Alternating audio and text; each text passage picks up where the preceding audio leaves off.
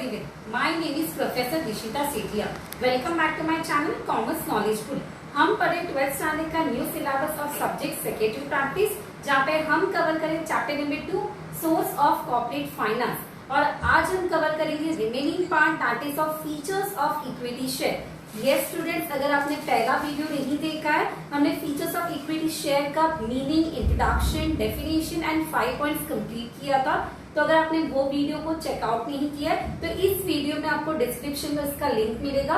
तो पहला वो समझना, देन ये वीडियो को अंडरस्टैंड करना. एंड यस स्टूडेंट्स, अगर आप मेरे चैनल पे पहली बार आए हो, अगर आपने अभी तक मेरे वीडियोस को चेकआउट नहीं किए हो, तो मैं आपको रिक्वेस्ट करती हूँ, please do check out all the videos. And अगर आपको समझ में आते हैं, अकॉर्डिंगली आपको अंडरस्टैंड होता है मेरा लैंग्वेज, तो please do like, share and subscribe to my channel. And accordingly अपने क्लासमेट्स को भी शेयर कीजिए और मेरे चैनल से जोड़े. So thank you for supporting. जिसने अभी तक सपोर्ट किया उनके लिए thank you. And yes, I definitely look forward for other subscribers as well. So let's start with our remaining part of the question, that is features of equity shares. पहले हम एक छोटा सा रिकैप लेते हैं. इक्विटी शेयर्स का मतलब क्या होता है? Equity shares are those shares which are not preference share. जो प्रेफरेंस शेयर्स नहीं होगा उसको हम नाम क्या देंगे? Equity shares. उसी के साथ equity share capital is called as a venture capital as well as risk capital. Equity share capital को हम दूसरा नाम क्या देते हैं? That is venture capital as well as risk capital. Even equity shareholders are called as the real masters of the company. Even equity shares are also called as the ordinary shares. And equity shareholder को dividend and capital सबसे last में मिलता है, so they are called as the residual claimants. Okay? ये सब हमने terms को cover किया था in our introduction, that is about equity shares. Now let's start with our remaining points, that is point number 6, that is risk. Yes, equity share bears maximum risk of the company. Equity share bears maximum risk of the company, and even equity share described as shock absorber when company face a financial crisis. अभी यहाँ पे shock absorber का मतलब क्या होता है? जब company का फाइनेंशियल लॉस हो जाए, फाइनेंशियल क्राइसिस होता है, अगर कंपनी का इनकम कम होता है तो डायरेक्टली इनकम किसका कम होगा? That is to equity share. Because अगर कंपनी का इनकम कम होगा तो इक्विटी शेयर का मार्केट वैल्यू भी कम होगा. अगर मार्केट वैल्यू कम होगा तो ऑटोमेटिकली इक्विटी शेयर होल्डर को जो डिविडेंड मिलने वाला है, जो प्रॉफिट मिलने वाला है, वो भी क्या हो जाएगा? कम हो जाएगा. मतलब financial loss of the company directly gives a less profit for the equity shareholder. So they are considered as a real risk barrier, as well as they are considered as a shock barriers of the company, shock absorbers of the company. Next one, residual claimants. Residual claim का मतलब क्या होता है? Residual claim means that last claim on the earnings. क्या बोला है? Residual claim का मतलब क्या होता है? Last earnings. जो भी यहाँ पे हमें हमारे कंपनी के पास जो भी पैसा बचा होगा वो सबसे लास्ट कौन क्लेम करेगा? That is a equity share holder. Equity share holder are consider as the last claimant of the company. Why? Because एक फीचर है इक्विटी शेयर होल्डर का, जिसको हमने अच्छे से समझा था इंट्रोडक्शन वीडियो में, कि अगर डिविडेंड है तो भी उनको लास्ट में मिलेगा, अगर कैपिटल है तो भी क्या होगा? लास्ट में मिलेगा. So they are considered as a residual claim in the earnings. Next one, no charge on asset. Equity share के ऊपर, इक्विटी शेयर होल्डर्स के ऊपर कोई भी असेट का चार्ज नहीं होता है. अगर हम कोई कंपनी में शेयर्स परचेस करें, कोई कंपनी के शेयर्स खरीदते, तो यस, हमें डेफिनेटली कोई भी चार्ज ऑन असेट नहीं मिलता है. But charge on asset actually होता क्या? अभी फॉर एग्जांपल आपने कोई कंपनी में इन्वेस्ट किया, आपने कोई कंपनी को कैपिटल दिया, उसके बदले कंपनी आपको कुछ एसेट्स देगा क्या? Answer is no. बट अगर वही केस पे डिबेंचर्स होगा तो आपको असेट्स दिया जाएगा, उसका आपको सिक्योरिटी दिया जाएगा. बट इन शेयर्स कभी भी हमें सिक्योरिटी नहीं मिलता है. So it is considered as a no charge on asset. Next one, that is bonus issue. Yes, it is a plus point for the equity. अब यहाँ पे बोनस इश्यू का मतलब क्या होगा? बोनस मतलब it is a gift. Bonus का मतलब क्या होता है? गिफ्ट होता है. It is a free gift which is given to the equity share holder. Even you can add compulsory कि एक गिफ्ट होता है जो सिर्फ किसको दिया जाता है? Existing equity share holder. Bonus is the gift which is given to the equity share holder, that is existing equity share holder. For example कभी भी हम शेयर खरीदते हैं तो हमें पैसा पे करना होता है, you have to pay the amount, you have to pay the face value. But अगर हम यहाँ पे कंसिडर करेंगे तो आपको शेयर्स क्या मिलेंगे, फ्री में मिलेंगे। मतलब equity share holder that is existing equity share holder is going to enjoy a certain shares as a free gift. तो यहाँ पे वो क्या होगा, इक्विटी शेयर होल्डर के लिए एडवांटेज होगा। बट अभी आप सोचोगे कि यहाँ पे कितना शेयर्स देना, जितना चाहिए उतना बोनस मिल सकता है क्या, आंसर इज नो। अभी जो भी कंपनी शेयर्स डिसाइड करेगा वो डिपेंड होगा उनके शेयर होल्डिंग के ऊपर। एक इक्विटी के पास कितना होल्डिंग्स है, कितना शेयर होल्डिंग्स है, उसके ऊपर डिपेंड होगा। अगर हम एग्जाम्पल लेंगे तो आपको एक फॉर्मूला यूज किया जाता है, इक्वेशन यूज किया जाता है, that is held is to issue. क्या बताया मैंने, हेल्ड इज टू इश्यू। अगर आपके पास 2 शेयर है तो आपको 1 शेयर फ्री में मिलेगा, अगर आपके पास 5 शेयर है तो आपको 3 शेयर फ्री में मिलेगा। इट मीन्स हम क्या यूज करें, प्रपोर्शन यूज करें, आप एक रेशियो यूज करें, उसी तरह से आपको क्या मिलेगा, बोनस मिलेगा। So bonus share is a free gift for the existing equity shareholder और एक ये प्लस पॉइंट होगा that is for equity shareholder। और बोनस कभी भी आपको रेशियो में दिया जाता है, आपके प्रपोर्शन, आपकी शेयर होल्डिंग पे दिया जाता है। Next one, right issue.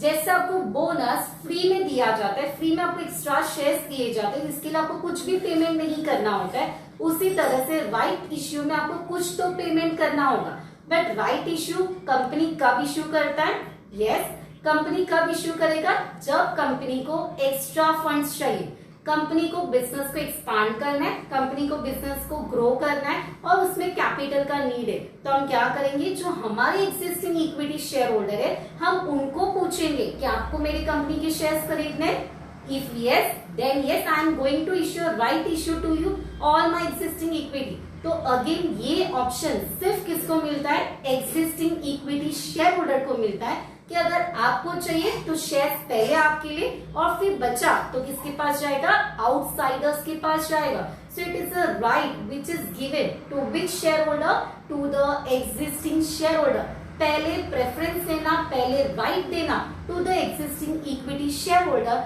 और ये कंपनी कब इश्यू करता है, जब कंपनी को एडवांस या वी कैन से कंपनी को एडवांस करना होगा, कंपनी को ग्रो करना होगा, एक्सपांड करना होगा और एक्स्ट्रा एडिशनल कैपिटल का जब कंपनी को नीड होगा तभी कंपनी क्या इश्यू करेगा, राइट शेयर्स इश्यू करेगा, which is a plus point for the existing equity share holder. Next one that is face value. ये भी हमने पॉइंट देखा था स्टूडेंट्स, हमने शेयर का क्वेश्चन देखा था, फीचर्स ऑफ शेयर, जहां पे हमने टर्म लर्न किया था face value.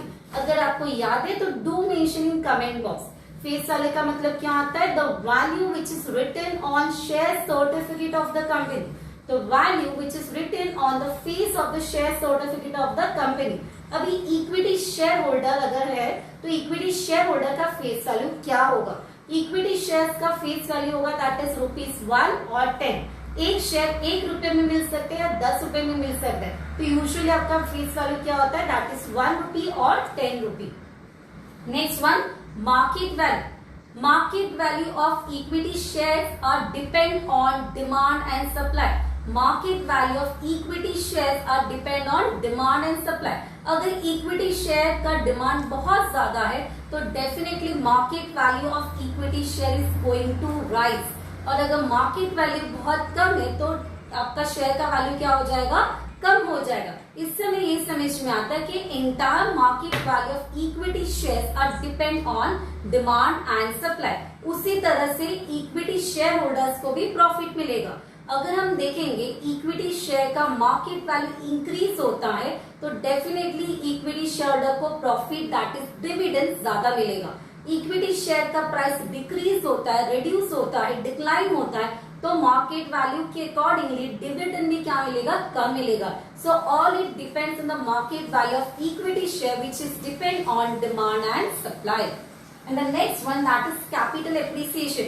Yes, equity shareholder has some opportunity, has some chance to increase the capital. अभी वो कैसे, अगर कैपिटल मार्केट वैल्यू अगर बढ़ेगा तो ऑटोमेटिकली प्रॉफिट बढ़ेगा, अगर प्रॉफिट बढ़ेगा कंपनी का तो डिविडेंड भी ज्यादा मिलेगा, डिविडेंड ज्यादा मिलेगा तो capital for the equity will also increase. इससे हमें ये समझ में आता है स्टूडेंट्स कि अगर यहाँ पे मार्केट वैल्यू बढ़ता है तो capital is going to be appreciated, capital is going to be increased. That is only for equity shareholder and not for preference shareholder.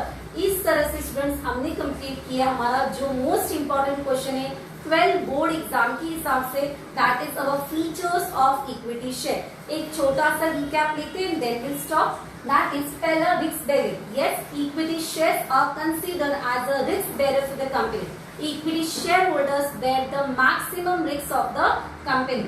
So they are called as a shock absorber. अभी shock absorber क्यों होगा? Because अगर company का profit कम होता है तो definitely इनका भी मार्केट वैल्यू क्या होगा? कम होगा। और अगर मार्केट वैल्यू कम होगा तो डेफिनेटली हमारा जो डिविडेंड होगा, प्रॉफिट होगा, वो हमें कम मिलेगा। Next one, residual claimant. They are the last claimant for the capital and dividend. Next one, no charge on asset. Equity shareholder has no charge on asset. Next one, bonus issue. Equity shareholder has a right to get bonus. That is a gift for the equity shareholder, but only to the existing equity shareholder. Right issue. Yes, it is the right which is given to the existing equity shareholder for purchasing the shares of the company. और ये कब होता है? जब company को additional funds का need होता है। Next one, face value of equity share is ₹1 और ₹10। And the last one, market value. Market value is depend on demand and supply of the equity shares. The last one, that is capital appreciation. Equity shareholder has a right to appreciate the capital, has a chance for appreciation of capital because it depends on demand and supply as well as market value of the shares. इसी तरह से हमने क्या complete किया है? That we have done with our features of equity shares, which is the most important question in your board exam. And yes students, अगर अभी तक आपने वीडियो नहीं देखा है तो आप समझिए वीडियो को, इन अकॉर्डिंगली आप कमेंट कर सकते हो। Even you can give the suggestions कि आपको क्या चाहिए, कैसे चाहिए। सो आपके सजेशंस को नेसेसरी वे से एक्सेप्ट किया जाएगा और इन द नेक्स्ट वीडियोस का आपको रिजल्ट्स मिलेगा। सो डू सपोर्ट एंड इसी तरह मुझे प्यार देते रहिए। Thank you for watching.